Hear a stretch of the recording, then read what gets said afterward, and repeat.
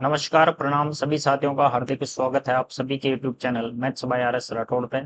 और इससे पिछले क्लास में हमने दुर्घटना वाले जो सवाल है वो स्टार्ट किए थे और दुर्घटना वाले सवाल में हम जो कॉन्सेप्ट है वो समझ चुके थे। और ये वाला क्वेश्चन जो है वो मैंने आपको दिया था होमवर्क के लिए। उम्मीद करता हूँ कि आंसर आ चुका होगा। ठीक है, अब देखते हैं इसका क्या आंसर रहेगा। एक रेलगाड़ी 1 घंटे के बाद दुर्घटनाग्रस्त हो गई। एक रेलगाड़ी जो है वो 1 घंटे के बाद दुर्घटनाग्रस्त हो गई, यहाँ से चली और 1 घंटे बाद दुर्घटनाग्रस्त हो गई, जिसके कारण वह 30 मिनट रुकी और 4/5 की गति से आगे बढ़ी। स्पीड कर दी 5 से 4। तो फर्स्ट केस में टाइम हो जाएगा सर 4 से 5। बिल्कुल, ओरिजिनल टाइम था 4, स्पीड कम होने की वजह से अब टाइम लग रहा है 5। और फर्स्ट केस में यह 2 घंटे देरी से पहुंची। 2 घंटे का मतलब 30 मिनट रुकी है और 2 घंटे लेट पहुंची है। 30 मिनट तो रुकने के हैं, तो स्पीड की वजह से कितनी लेट हुई है सर? स्पीड की वजह से ट्रेन लेट हुई है। पहले केस में ट्रेन लेट हुई है 1.5 घंटे लेट, 1 आवर।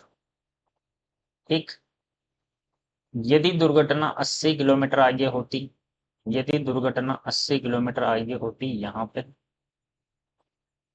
ये पहला एक्सीडेंट, अगर एक्सीडेंट यहाँ होता 80 किलोमीटर आगे इस जगह पे, तो क्या होता? तो वह 1 घंटे ही लेट होती। तो दूसरे केस में वह 1 घंटे ही लेट होती। दूसरे केस में भी टाइम वही रहेगा 4 से 5। एकदम सही, बिल्कुल। अब देख लेते हैं इसको। इधर एक की वैल्यू कितनी है? पहले केस में एक की वैल्यू है 1.5 घंटा, तो 4 की वैल्यू कितनी हो जाएगी? एक की वैल्यू 1.5 घंटा है, तो 4 की वैल्यू हो जाएगी कितनी? 6 घंटे। बिल्कुल। अगर यहाँ एक्सीडेंट नहीं होता तो इसे सामान्य स्पीड से चलने पर यहाँ पहुंचने में 6 घंटे का समय लगता। बिल्कुल। दूसरे केस में 1 घंटा है, एक की वैल्यू है सर 1 घंटा, तो 4 की वैल्यू हो जाएगी 4 घंटे। अगर एक्सीडेंट नहीं होता और सामान्य स्पीड से चलती तो ये वाली दूरी 4 घंटे में तय कर लेती। ठीक है, ये पूरी दूरी 6 घंटे में और ये वाली दूरी 4 घंटे में। तो ये दूरी के लिए कितना टाइम बचा? ये दूरी के लिए बचा है सर 2 घंटा। कितनी? 80 किलोमीटर। 2 घंटे में जा रही है 80 किलोमीटर, तो 1 घंटे में जाएगी कितनी? 2 घंटे में 80, तो 1 घंटे में जाएगी 40 किलोमीटर प्रति घंटा हो जाएगी ट्रेन की स्पीड। और दूरी पूछ रहा है, दूरी समय देख लो, 1 घंटा ये, 1 घंटा तो ये है और 6 घंटे ये हैं। टोटल हो गए 7 घंटे। 1 और 6 7 घंटे। 1 घंटे में जाती है 40 किलोमीटर, तो 7 घंटे में जाएगी 40 इंटू 7, यानी 280 किलोमीटर की दूरी तय कर लेगी ट्रेन। 40 किलोमीटर प्रति घंटा और 280 किलोमीटर मेरा हो जाएगा एकदम राइट आंसर। आई बात समझ? बिल्कुल, यहाँ तक एकदम क्लियर होगा। दुर्घटना वाले सवाल अपने जो हैं वो एकदम क्लियर हो चुके हैं। ठीक है सर। अब इसके बाद आ जाते हैं सर अपन औसत वाले क्वेश्चंस पे। इसके बाद आ जाते हैं सर औसत वाले क्वेश्चंस पे। औसत वाले क्वेश्चंस पे ट्रेन अपनी कंप्लीट हो चुकी है। ठीक, ट्रेन अपनी कंप्लीट हो चुकी है। अब आते हैं हम औसत वाले सवालों पे। औसत पर बेस्ड क्वेश्चन किस प्रकार मिलेंगे? Average based, average based, average based question इस प्रकार मिलेंगे आपको। पहला टाइप जो है वो ये मिलेगा कि एक ट्रेन जो है वो टाइप नंबर फर्स्ट आपको ऐसा मिलेगा कि एक ट्रेन जो है वो ए से बी एक्स की स्पीड से जाती है, वाई की स्पीड से वापस आती है, तो एवरेज स्पीड बताओ क्या होगी। जब ऐसा डायरेक्ट पूछा जाए कि एक्स से गई और वाई से वापस आई, डिस्टेंस सेम है, डिस्टेंस सेम है, यहाँ से यहाँ तक दूरी समान है और एवरेज स्पीड पूछी जाए तो आप डायरेक्ट लगा लोगे। वैसे तो एवरेज स्पीड का बात करूं तो औसत चाल बराबर होता है, औसत चाल बराबर होता है कुल दूरी बटा कुल समय, कुल दूरी बटा कुल समय। ठीक है, बिल्कुल सर। औसत चाल वाले क्वेश्चन को मैं जिस फॉर्मेट से बता रहा हूं उस फॉर्मेट को दिमाग में उतारने की कोशिश करना एक बार। ठीक है, अगर आपके चीज दिमाग में उतर गई, पहली बारी में आपको जो क्वेश्चंस आएंगे उनको केवल समझना है, पहली बारी में दिमाग नहीं लगाना। आप कब हैबिचुअल होंगे, कब आपसे दिमाग अपने आप आपका दिमाग काम करेगा, कब आपका दिमाग एक्टिव मोड में आएगा, जब आप क्वेश्चन करोगे तब आपको ऑटोमेटिक चीजें आएंगी। वो कैसे आएंगी, जब मैं बता रहा हूँ इसको ध्यान से समझते जाना। अदरवाइज औसत के सवाल बहुत तगड़े आते हैं और बेसिक से करोगे तो बहुत ही लंबा सोल्यूशन हो जाता है। ठीक है, तो औसत वाले सवालों में मैं जिस कॉन्सेप्ट से बता रहा हूँ उसको समझने की कोशिश करना। पहली बारी में हो सकता है दिक्कत आए, एक से दो बारी में उसको ध्यान से समझना। एक बार चीज दिमाग में उतर गई तो बिना पेन उठाए औसत का सवाल कर दोगे, कितनी भी बड़ी कैलकुलेशन का क्यों ना हो। क्लियर हुई बात? बिल्कुल सर। तो ध्यान से समझना, पहले तो बिल्कुल बेसिक लेते हैं। एक्स से गया, एक्स स्पीड से जाता है, वाई से आता है, एवरेज स्पीड पूछे तो इसमें तो आप कुछ नहीं करना, डायरेक्ट ही कर देना है, 2xy upon x plus Y लगा देंगे, सीधा का सीधा, कोई दिमाग नहीं लगाना इसमें। सीधा का सीधा आया कहाँ से है, आया इसी फॉर्मूले से। ठीक है, अब वो सर्व समीका बना के यहाँ तक पहुंचाऊं मैं आपको। ठीक है, वो अपना स्कूल वाला एग्जाम है नहीं जिसमें आपको लिखने के नंबर मिलेंगे, यहाँ पे आपको नंबर मिलेंगे न लिखने के। यहाँ पे आप जिस कंपटीशन में हो उस कंपटीशन में आपको न लिखने के नंबर मिलेंगे।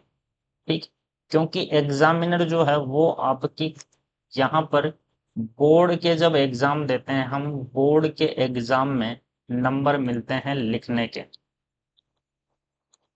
जबकि कंपटीशन की मैथ की बात करें, कंपटीशन की अगर आप मैथ की बात करते हो तो यहाँ पर आपको जो नंबर मिलते हैं वो मिलेंगे बिना लिखने के। ठीक है, यहाँ पर आपको बिना लिखने के नंबर मिलेंगे। यहाँ पर आपकी जो आप रफ शीट कितनी भरते हो उसको जो एग्जामिनर है वो चेक नहीं करने वाला है। यहाँ पर चेक होने वाले हैं आपके केवल ऑप्शन। ठीक है, और वो ऑप्शन आपने चाहे 5 सेकंड में टिक किया हो या 5 मिनट में टिक किया हो, उसको कोई फर्क नहीं पड़ता। उसको फर्क पड़ता है कि आपके जो ऑप्शन है वो राइट होने चाहिए और मैक्सिमम राइट होने चाहिए। ठीक है, यहाँ पे कंपटीशन जो है, आपके ऑप्शन जो हैं वो राइट होने चाहिए और कम से कम समय में ज्यादा से ज्यादा। आपका जो चैलेंज है वो ये नहीं है, जो चैलेंज है वो ये नहीं है कि आपको पूरे में से पूरा स्कोर करना है, 100% स्कोर करना है, ये आपका चैलेंज नहीं है। आपका चैलेंज है कि वहां पर जितने भी कंपटीशन में आपके साथ लोग बैठे हैं आपको मैक्सिमम से मैक्सिमम स्कोर करना है। ठीक है, ये चीज बिल्कुल ध्यान में रखना। बहुत से स्टूडेंट सोचते हैं कि मैं पूरे में से पूरे नंबर लेके आ जाऊं। ठीक है, और उस चक्कर में वो क्या करते हैं कि एक नंबर से क्वेश्चन करना स्टार्ट करते हैं और बिल्कुल दो तीन एकदम नियम से चलते हैं।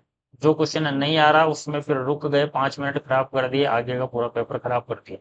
ऐसा नहीं करना है, आपको मैक्सिमम नंबर लाने हैं। पहला राउंड जब आप लो तो उसमें आपको क्वेश्चन स्किप करने आने चाहिए और स्किप करने तब आएंगे जब आपके कॉन्सेप्ट तगड़े होंगे, आपकी स्पीड तगड़ी होगी और आपने ज़्यादा से ज़्यादा मॉक टेस्ट लगाए। क्लियर? तो यहाँ पर मैक्सिमम जो है वो आपको क्वेश्चन अटेम्प्ट करने हैं। ठीक है, बिल्कुल सर। और एक बात और बता दूं, ठीक है, एक बात और बता देता हूँ, मैक्सिमम क्वेश्चन आप अटेंड करोगे, ठीक है, और आपको जो है वो आपके सामने अगला चैलेंज ये रहेगा कि आपको जो टाइम है मैथ में स्टूडेंट का टाइम लगता है, वो टाइम आपको बचाना है। टाइम आपको सिक्योर करना है। मिनिमम टाइम में मैक्सिमम क्वेश्चन अटेम्प्ट करने हैं आप। मिनिमम मिनिमम टाइम में मैक्सिमम क्वेश्चन अटेम्प्ट करना है। ठीक है, तभी एग्जाम जो है वो क्वालिफाई हो पाएगा। और यहाँ पर बात करूँ कि आपको किसी भी एग्जाम के लिए मैं केवल एसएससी जीडी या रेलवे के रेफरेंस में बात नहीं कर रहा हूँ, मैं जिस भी कंपटीशन की आप तैयारी कर रहे हो उसकी बात कर रहा हूँ। आपको उसके मॉक टेस्ट देने ही पड़ेंगे, और कम से कम मॉक टेस्ट बता देता हूं मैं, 100 मॉक टेस्ट लगाकर उसका एनालिसिस करके चले जाना, और उसके बाद बता देना कि सर सिलेक्शन नहीं हुआ। ठीक है, सिलेक्शन के लिए आपको पता है कि आपको भी पता है कि मेहनत कितनी करनी है, लेकिन कर नहीं पाते हैं स्टूडेंट्स। ठीक है, आपको खुद को पता है कि कमी कहाँ पर है, लेकिन उस कमी को दूर करने के लिए जो मेहनत करनी पड़ती है वो मेहनत नहीं कर पाते हैं। ठीक है, सुनने में सबको अच्छा लगता है, सुनने में सबको अच्छा लगता है सिलेक्शन हो जाना, कि सिलेक्शन हो जाए मेरा। सब सपना देखते हैं सिलेक्शन हो जाए, ठीक है, फिर मुझे क्या बोलते हैं, प्रशंसा मिले, लोगों से सम्मान मिले। ठीक है, एप्रिसिएशन सभी चाहते हैं। ठीक है, एप्रिसिएशन सभी चाहते हैं, लेकिन इस अप्रिसिएशन को पाने के लिए जो मेहनत करनी पड़ती है वो आपको भी पता है कितनी करनी है, उसको कोई नहीं करना चाहता। ठीक है, यहाँ दो बात है, एक है सही और एक है मनपसंद। जो आपके लिए सही है वो आपको कभी भी पसंद नहीं आएगा, और जो आपके मन को पसंद है वो आपके लिए कभी सही नहीं हो सकता। अब यहाँ पर चैलेंज ये है कि जो आपके लिए सही है और जो मन को पसंद नहीं है, उसी काम को ज्यादा से ज्यादा टाइम तक करना है बात समझ? जैसे मोबाइल देखना आपको पसंद है, मजा आ रहा है एकदम, ठीक है, लेकिन ये आपके लिए सही नहीं है। और किताब पढ़ना, चीजें कवर करना, ये आपके लिए सही है, लेकिन इसमें आपका मन नहीं लगता। तो यही दर्द झेलना है, जिसमें मन नहीं लगता, ये दर्द आपको झेलना है लंबे टाइम तक, तभी जाकर सिलेक्शन होगा। अब आ जाता हूँ मैं इस पे। ठीक है, पहला क्वेश्चन है आपके पास से, ये ध्यान से देखना। एक व्यक्ति 60 की स्पीड से निश्चित दूरी है, 60 की स्पीड से जाता है और 40 से वापस आता है। पूरी यात्रा की औसत चाल क्या है? पूरी यात्रा की औसत चाल x 60 से गया, y से आया, 60 से गया, 40 से आया, तो 2 × 60 × 40, 2xy/x+y। ये हो गया, ये हो गया सर कितना, 2 × 60 × 40/100, 2 जीरो से 2 जीरो गया, 24 दूनी 48, 48 किलोमीटर प्रति घंटा मेरा हो जाएगा आंसर। एकदम सही। नेक्स्ट क्वेश्चन है ये। एक व्यक्ति ऐसे भी 20 की स्पीड से जाता है और 30 से वापस आता है, औसत चाल बताओ। 20 से गया, 2 × x/y/x+y, और ये करेंगे 2 × 20 × 30/50, 0 से 0, 5 से 20 गया 4 बार, ये 12 × 2 कितना हो गया है, 24, 24 किलोमीटर प्रति घंटा मेरा हो जाएगा आंसर। एकदम राइट। नेक्स्ट क्वेश्चन है ये। एक व्यक्ति 10 किलोमीटर की दूरी 5 किलोमीटर प्रति घंटा की चाल से, 40 किलोमीटर की दूरी 20 किलोमीटर प्रति घंटा की चाल से, और 30 किलोमीटर की दूरी 30 किलोमीटर प्रति घंटा की चाल से तय करता है। यहाँ पर एक चीज गायब कर दी इसने, ठीक है। 30 किलोमीटर की दूरी मैं लिख देता हूँ आपके पास से 15 किलोमीटर प्रति घंटा की चाल से तय करता है। पूरी यात्रा में उसकी औसत चाल क्या हो, ठीक। अब यहाँ पे देखो, यहाँ पे वो चीज नहीं लगेगी, यहाँ पे क्वेश्चन ही अलग है, ठीक है सर। तो औसत चाल होता है कुल दूरी बटा कुल समय। औसत चाल होता है कुल दूरी बटा कुल समय। ध्यान से देखते जाना आप। कुल दूरी कितनी हो गई, कुल दूरी कितनी हो चुकी है, कुल दूरी देखेंगे, इसको मैं हटाता हूँ एक बार। टोटल दूरी हमारी हो चुकी है 10 किलोमीटर, यहाँ चला 40 किलोमीटर, यहाँ चला और 30 किलोमीटर यहाँ चला। 40 और 10 50 और 30 कितना, 80 किलोमीटर। यहाँ पे लिख देता हूँ मैं 80 किलोमीटर। ये तो हो गई दूरी। समय, समय देखना है तो समय देखेंगे। 10 किलोमीटर चलता है 5 की स्पीड से, 10 किलोमीटर जाता है 5 की स्पीड से। 5 किलोमीटर 1 घंटे में, तो 10 किलोमीटर कितने घंटे में, 5 किलोमीटर 1 घंटे में, तो 10 किलोमीटर जाएगा सर 2 घंटे में, 2 आवर। प्लस 40 किलोमीटर जाता है 20 की स्पीड से, 20 किलोमीटर 1 घंटे में, तो 40 किलोमीटर कितने घंटे में, 20 किलोमीटर 1 घंटे में, तो 40 किलोमीटर लेगा फिर 2 घंटे, ठीक है सर। और 30 किलोमीटर की दूरी, 30 किलोमीटर की जो दूरी है तो वो जाता है किस स्पीड से, यहाँ पे लिख देता हूं मैं। ये वाली जो स्पीड है वो है 30 किलोमीटर प्रति घंटा। और 30 किलोमीटर जाता है, 30 किलोमीटर की दूरी जाता है 30 की स्पीड से, तो यहाँ पे लगेगा इसको 1 घंटा। बिल्कुल। दूरी है 80 किलोमीटर, समय है 5 घंटे का। 5 से 80 गया है 16 बार, 16 किलोमीटर प्रति घंटा मेरा हो जाएगा एकदम राइट आंसर। 16 किलोमीटर प्रति घंटा है एकदम राइट आंसर। क्लियर? जी सर बिल्कुल। कुल दूरी बटा कुल समय, एकदम ठीक। अगला सवाल है, एक व्यक्ति 20 किलोमीटर की दूरी 10 की स्पीड से, 60 किलोमीटर की दूरी 20 की स्पीड से और 150 किलोमीटर की दूरी 30 की स्पीड से जाता है, ठीक है। औसत चाल बराबर होता है कुल दूरी बटा कुल समय। कुल दूरी है 20 और 60 80 और 150 कितना हो चुका है, 230 किलोमीटर की है दूरी, बटा समय कितना है, समय देखते हैं सर। 10 किलोमीटर 1 घंटे में, तो 20 किलोमीटर जाएगा सर 2 घंटे में। प्लस 60 किलोमीटर जाता है 20 की स्पीड से, 20 किलोमीटर 1 घंटे में, तो 60 किलोमीटर जाने में लगेंगे सर 3 घंटे। प्लस और 150 किलोमीटर जाता है 30 की स्पीड से, 30 किलोमीटर प्रति घंटा। 1 घंटे में 30 किलोमीटर, 30 किलोमीटर 1 घंटे में, तो 150 किलोमीटर जाएगा कितने, 5 घंटे।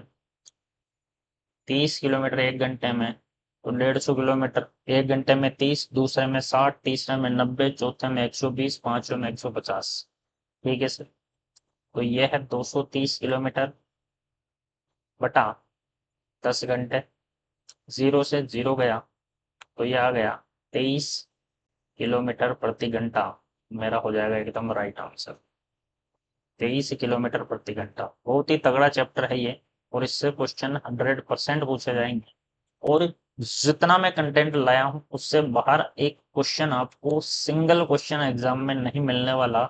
इससे बाहर एक भी टाइप नहीं मिलेगा। आपको करना क्या है, आपको केवल सिलेबस कंप्लीट करना है, और उसके बाद में सिलेबस कंप्लीट करने के बाद जो नोट्स, जो सिलेबस पढ़ाया गया है उसका रिवीजन ले लेना है बढ़िया तरीके से, और उसके बाद केवल मॉक टेस्ट लगाने हैं आपको।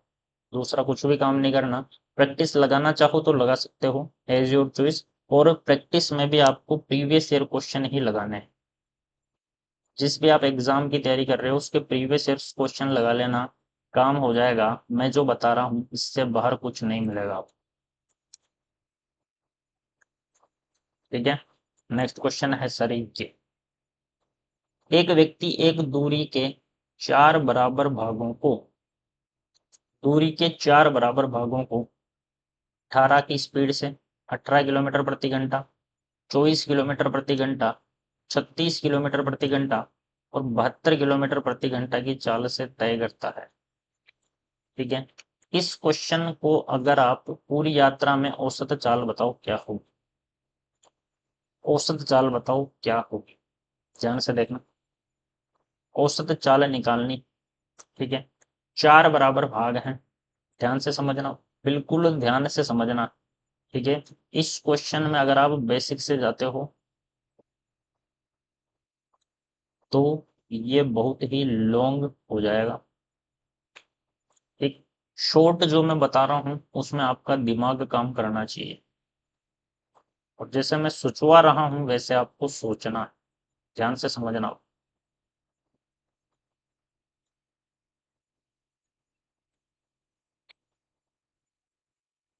दूरी के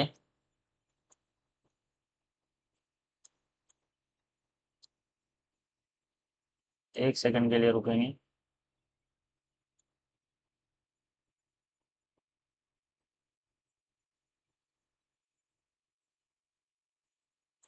दूरी के 4 बराबर भागों को 18, 24, 36 और 72 की चाल से तय करता है। ठीक है, अब ध्यान से देखना, आपको दूरी ऐसी लेनी है, क्या बोल रहा हूं मैं, दूरी ऐसी लेनी है जो चारों स्पीड से भाग हो जाए। लिखता जा रहा हूं मैं यहाँ पे। पहला काम, दूरी का प्रत्येक भाग ऐसा लेना है जो चाल से जो दी गई चालों से विभाजित हो जाए, दी गई चालों से भाज्य हो। मतलब 18, 24, 36 और 72 का एलसीएम ही मान लो। 18, 24, 36 और 72 का एलसीएम ही विभाजित होगा, बिल्कुल सर। मैं ले रहा हूं 72, प्रत्येक भाग मैंने लिया 72 का, प्रत्येक भाग मैंने लिया 72 का, यानी औसत चाल होती है कुल दूरी बटा कुल समय। तो प्रत्येक भाग मैंने लिया 72 किलोमीटर, पहला भाग 72 किलोमीटर, दूसरा भाग 72 किलोमीटर, तीसरा भाग 72 किलोमीटर, चौथा भाग भी 72 किलोमीटर। बिल्कुल ठीक है, ठीक से तय करता है। ठीक है, अब देखो, पहला भाग जाता है 18 की स्पीड से, 18 किलोमीटर जाता है 1 घंटे में, 18 किलोमीटर 1 घंटे में, तो 72 किलोमीटर कितने घंटे में जाएगा, 72 किलोमीटर जाएगा सर 4 घंटे में, पहला भाग। ठीक है, दूसरा भाग 72 जाता है 24 की स्पीड से, 24 किलोमीटर 1 घंटे में, तो 72 किलोमीटर कितने घंटे में, सर 3 घंटे लगेंगे, 3 आवर, बिल्कुल सर। अगला, तीसरा भाग 36 की स्पीड से, 36 किलोमीटर 1 घंटे में, तो 72 किलोमीटर 2 घंटे में, बिल्कुल सर। और चौथा भाग 72 की स्पीड से 72 किलोमीटर 1 घंटे में जाता है, तो 72 किलोमीटर 1 घंटे में ही जाएगा, बिल्कुल सर, एकदम सही। ये कितना हुआ, ये हुआ, ये हुआ है सर कितना, 7 चौक 28, 72 × 4, 7 चौक 28, 280, 280 और 8, 288, ऊपर हो गया 288 किलोमीटर, और नीचे हो चुका है कितना, 10 घंटे। तो औसत चाल आ गया है 28.8 किलोमीटर प्रति घंटा। ये मेरा हो जाएगा आंसर। ये लो, इतना सा करना है। क्या करना है, अब ये काम दिमाग में भी किया जा सकता था, अगर आपको ये बात समझ आ गई कि दूरी का प्रत्येक भाग ऐसा लेना है जो दी गई चालों से विभाजित हो जाए। ठीक, मैंने लिया 72 72 72 72, तो 72 72 के 4 भाग लिए, टोटल दूरी हो गई 288 किलोमीटर। अब मैं देखूंगा 18 की स्पीड से 72 किलोमीटर चला 4 घंटे में, 24 की स्पीड से जाएगा 3 घंटे में, 4 और 3 7, फिर ये 2 घंटे में, 7 और 2 9, फिर ये 1 घंटे में 10, 288/10 यानी 28.8 किलोमीटर प्रति घंटा एज इट इज मेरा आंसर हो जाएगा। बिना लिखे भी आंसर किया जा सकता है। ठीक है, पहली बारी में कम समझ आया होगा, 2-3 एग्जाम्पल और हैं, चीज पूरी दिमाग में आ जाएगी। एक व्यक्ति कुल दूरी का 1/3 भाग 40 की स्पीड से, अगला 1/3 भाग 60 की स्पीड से, और अंतिम 1/3 भाग 120 की स्पीड से तय करता है। ठीक, 40, 60 और 120। ठीक, इधर दूरी के 4 बराबर भाग थे, इधर दूरी के 3 बराबर भाग हैं, 1/3 1/3 1/3। ठीक है सर, 40, 60 और 120 दूरी ऐसी लो जो तीनों से विभाजित हो जाए, तीनों भाग ऐसे लेने जो तीनों से विभाजित हो जाए। मैं ले रहा हूं सर 120, 120 ऐसा है जो 60 से भी विभाजित है और 40 से भी विभाजित है, यानी तीनों भाग ले लिए हैं 120 के, 120 120 120। बिल्कुल सर, हो गए। अब 40 की स्पीड से 120 किलोमीटर जाएगा 3 घंटे में, 60 की स्पीड से 120 किलोमीटर जाएगा 2 घंटे में, और 120 की स्पीड से 120 1 घंटे में। टोटल दूरी हो गई सर ऊपर 360 किलोमीटर और नीचे हो गई सर कितनी, 6 घंटे। आंसर आ जाएगा 60 किलोमीटर प्रति घंटा, मेरा हो जाएगा एकदम राइट आंसर। 60 किलोमीटर प्रति घंटा मेरा हो जाएगा एकदम राइट आंसर। उम्मीद करता हूँ बात अब तक थोड़ी बहुत क्लियर हो चुकी होगी, और क्लियर हो जाएगी इस क्वेश्चन के साथ। अब यहाँ पर देखो, एक व्यक्ति एक यात्रा का 1/3 भाग 25 की स्पीड से, 25 की स्पीड से, 1/4 भाग 30 की स्पीड से, और शेष भाग 50 की स्पीड से तय करता है, 50 की स्पीड से तय करता है। ठीक, अब यहाँ पे बराबर भाग नहीं है, यहाँ पर 1/3 1/4 और शेष भाग है। पहले तो ये शेष भाग निकालो क्या होगा। पहला भाग है 1/3, जब भी ऐसा सवाल आए शेष भाग कैसे निकालना है ध्यान से देखना। दूसरा है 1/4, और शेष कैसे निकलेगा, टोटल हमेशा नीचे आता है, उसमें से टोटल 3 में से एक की बात कर रहा है, और यात्रा सेम ही है, टोटल दूरी एक ही है। ठीक, यहाँ टोटल दूरी 3 में से एक भाग तय किया, यहाँ टोटल दूरी 4 में से एक भाग तय किया, जबकि मुझे पता है कि टोटल दूरी तो सेम है 4 और 3, इसने अलग अलग कैसे दे रखी है। टोटल दूरी सेम कर लो, 3 और 4 को सेम बना लो। इसको कर दिया मैंने, इसको कर दिया 4 से गुणा, इसको कर दिया 3 से गुणा, टोटल दूरी हो गई 12, टोटल दूरी हो गई 12, 12 में से 4 भाग यहाँ चला है, 12 में से 3 भाग यहाँ चला है, 4 और 3 7 भाग चल गया, तो शेष कितनी बची, 12 में से 4 और 3 7 चल गया, तो 12 में से 5 दूरी शेष बची है। टोटल दूरी शेष वाली ऐसे निकालते हैं। ठीक है, फिर से देख लो, एक बार और समझ लेना, एक बार और समझ लेना अच्छे तरीके से। जब भी ऐसा सवाल दें और शेष न दिया जाए तो इस तरीके से करना है। पहला भाग है 1/3, टोटल दूरी का 1/4 और शेष भाग, टोटल सेम होना चाहिए, टोटल सेम होना चाहिए। नीचे है टोटल, टोटल सेम बना लिया मैंने, 12 और 12, 12 में से 4 और 3 7 चल गया, तो बचा कितना, 12 में से 5 बचा है। बिल्कुल सर। अब देखो क्या करें, जब दूरी ऐसे दी जाए तो ध्यान से समझना, एक व्यक्ति किसी यात्रा का 1/3 भाग, पहले तो 25, 30 और 50 का एलसीएम लो। पहले तो 25, 30 और 50 का एलसीएम लो। पहला काम तो वही करना है, स्पीड का एलसीएम। ये किसके लिए है? दूरी के लिए। दूरी कैसे निकाल रहे हैं हम? पहला काम तो स्पीड का एलसीएम, औसत चाल बराबर दूरी बटा समय। स्पीड का एलसीएम आ गया 25, 30 और 50 का एलसीएम आ चुका है 150। ठीक है। दूसरा काम, अगर दूरी ऐसे दी जाए, पिछले सवाल में तो बराबर थी, बराबर भाग बराबर भाग, यहाँ बराबर नहीं, तो क्या करोगे? यहाँ जो नीचे वाला है, टोटल दूरी कितनी है? नीचे वाली 12। टोटल कितनी है? नीचे वाली 12। इस टोटल को इधर गुणा कर देना है। क्या?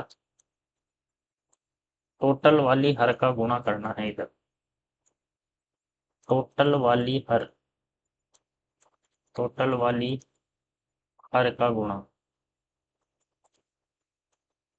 ठीक है, टोटल दूरी आ गई है ये। ठीक है सर। अब देखो, अब ध्यान से देखना, ये आ गई दूरी। समय निकालते हैं, समय निकालते हैं सर, देखो ध्यान से। इस दूरी का, इसको मैं हटाता हूँ एक बार,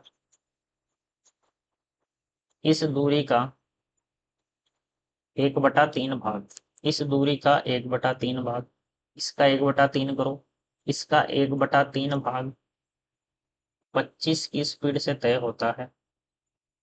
25 की स्पीड से तय होता है, तो ध्यान से समझना। इसका 1/3 मैं करता हूँ, 3 का भाग देता हूँ तो 150, तो जैसा का जैसा, 3 का भाग 12 में जाएगा 4 बार, और ये दूरी कवर होती है 25 की स्पीड से। समय आ गया, प्लस इस दूरी का 1/4 भाग 30 की स्पीड से तय होता है।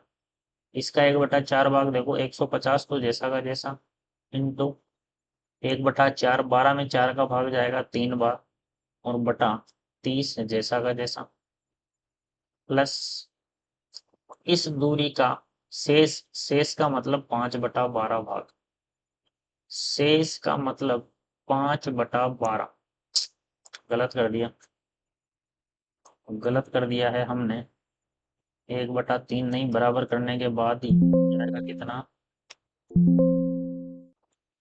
बराबर करने के बाद ये होगा आपका,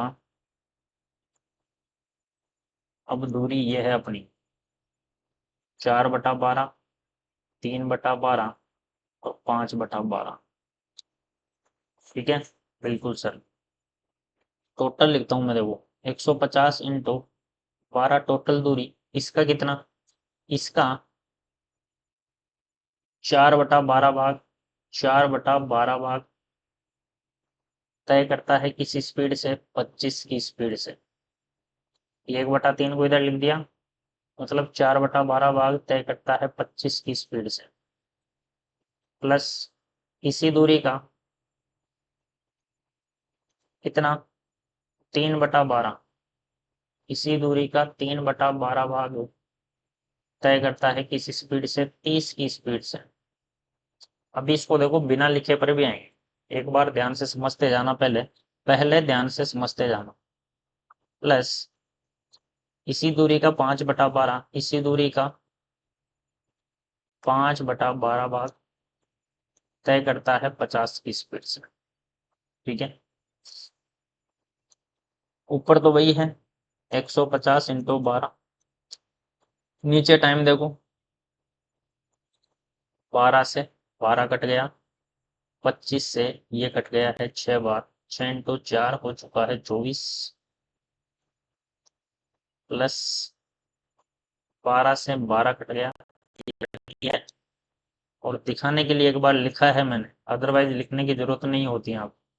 और 30 से ये कट गया है 5 बार, 5 इंटू 3 हो गया है 15, प्लस 12 से 12 तो उड़ेगा, इससे ये गया 3 बार, 3 इंटू 5 15, एकदम सही। और यहाँ पर मैं करूँगा, नीचे हो गया 30 और 24, 54, 54, ऊपर है 150 इंटू 12। ठीक है, काटो इसको। 3 से काट दिया मैंने, इसको काट देता हूं मैं 3 से। 3 से काट दिया एक बार, 8 बार। 3 से काट दिया इसको 50 बार। 3 से काट दिया इसको 6 बार। 3 से 4 बार। 2 से 2 बार। 2 से 3 बार। 100/3 यानी 33.33 किलोमीटर प्रति घंटा। ये हुआ अपना आंसर। ठीक है, अब क्या सर एग्जाम में ऐसे करेंगे? क्या एग्जाम में ऐसे करेंगे? नहीं, एग्जाम में आप इतना नहीं लिखोगे। ये समझाने के लिए बात थी, ये बात थी समझाने के लिए। एग्जाम में लिखोगे तो कैसे लिखोगे, इसको मैं हटाता हूँ और एग्जाम के पॉइंट ऑफ व्यू पर आता हूँ। ध्यान से देखना, ये बात आ गई समझ में? बिल्कुल सर, ये बात हमारे समझ आ चुकी है। इसको मैं पूरे को हटा देता हूँ। ठीक है, एग्जाम में आपको मैक्सिमम काम दिमाग में करना है। मैक्सिमम काम दिमाग में करना है, यहाँ तक तो कोई दिक्कत होगी नहीं। पहला काम स्पीड का एलसीएम और दूसरा काम जो जो यहाँ पर दी है दूरी, उसमें नीचे वाले को गुणा करना है। ठीक है सर, अब देखो एग्जाम में कैसे करेंगे। टोटल दूरी तो यही है, पहला ये दिमाग में करना है, इसका 4/12। 4/12, 12 से 12 कट जाएगा। ठीक है, 12 से 12 कट जाएगा, यहाँ बचेगा ओनली 4। यहाँ बचेगा ओनली 4/12। ये दिमाग में करना है, 12 से 12 कट जाएगा और 25 की स्पीड से यानी 25 का भाग भी जाएगा, तो 25 से ये कटेगा 6 बार। 6 इंटू 4 कितना हो चुका है? ये हो चुका है सर 24। ये काम दिमाग में करना है आपको। ये हो चुका है सर 24। कितना हो चुका है? ये हो चुका है 24 प्लस इसी दूरी का, देखते जाओ ध्यान से, इसी दूरी का 3/12। इसी का 3/12, 12 से 12 गया, 3 बचा है गुणा में। ठीक है, और 30 का भाग 150 में जाएगा 5 बार। 5 और 3 जो इधर था वो हो जाएगा 15 प्लस इसी दूरी का कितना? इसी दूरी का 5/12 भाग। 12 से 12 गया और 5 यहाँ पे बचेगा। 12 से 12 गया, 5 इधर बचने वाला है और 150 में 3 बार जाएगा और 3 इंटू 5 फिर 15 हो जाएगा। लिखना इतना है, ये काम दिमाग में करना है आपको। ठीक, ये हुआ 150 इंटू 12/54 और कट पिट के वही आएगा 33.33 किलोमीटर प्रति घंटा। ये हो जाएगा मेरा एकदम राइट आंसर। ये हो जाएगा एकदम राइट आंसर। ठीक है, ये हो जाएगा एकदम राइट आंसर। ये दिख रहा है ये इधर, बिल्कुल दिख रहा होगा ये।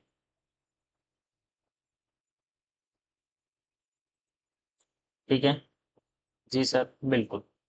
तो औसत के सवाल जो है वो भी अपने कंप्लीट होते हैं। औसत के सवाल भी अपने कंप्लीट होते हैं। जितने सवाल मैंने बताए वो हर क्वेश्चन अपना एक एक टाइप है और उस टाइप से बाहर कुछ भी नहीं मिलेगा।